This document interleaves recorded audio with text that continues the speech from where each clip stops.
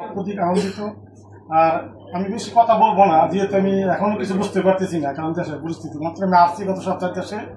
আমি দোয়া করবো সবার জন্য, আপনারা যখন মিলেমিশে এবং সততার মাধ্যমে জনগণের সেবা ও কল্যাণমূলক কাজ করতে পারেন, কোনো প্রতিহিংসা যেন না থাকে। আর আমার আর অনুরোধ থাকবে যে বিগত দলের যারা কি করছে আপনারা সবাই জানেন, কিন্তু আমরা প্রতিহিংসায় যাব না। আমরা চেষ্টা করব যে তাদের কোনো প্রতিহিংসামূলক তাদের প্রতিশোধ না নিয়ে আমরা ভালোবাসার মাধ্যমে আমরা আমাদের কাছে জড়িয়ে ধরে যেন আমাদের দলের ইমেজ এবং সুন্দরভাবে আমরা ফুটে উঠতে পারি, এটি আমাদের সবার কাম্য থাকবে। আমরা কখনো প্রতিহিংসা জড়িব না, এটি আমাদের কথা।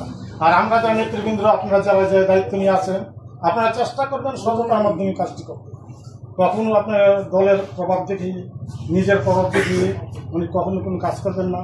যেন বিগত যারা পড়ে গেছে, যারা আজকে অবহেলিত আসছে, লাঞ্ছিত হইয়া দেশ ছাড়তে হয়েছে, যেন এই জিনিসটা আমাদের কলঙ্ক কখনো আমাদের মাথায় না আসে। আর আমি বেশি কিছু বলবো না, কারণ আমি একদিন প্রবেশ আগেই বলছি, মাত্র আমি গত সপ্তাহে দেশে আসছি।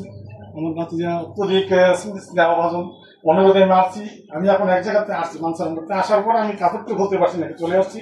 ইনশাল্লাহ আপনাদের সময় দিব, পরবর্তী সময় ইনশাল্লাহ কথা বলবো। এই বললে সবার প্রতি আমার ভালোবাসা রইল, সবার সাথে আমি আছি আলহামদুলিল্লাহ।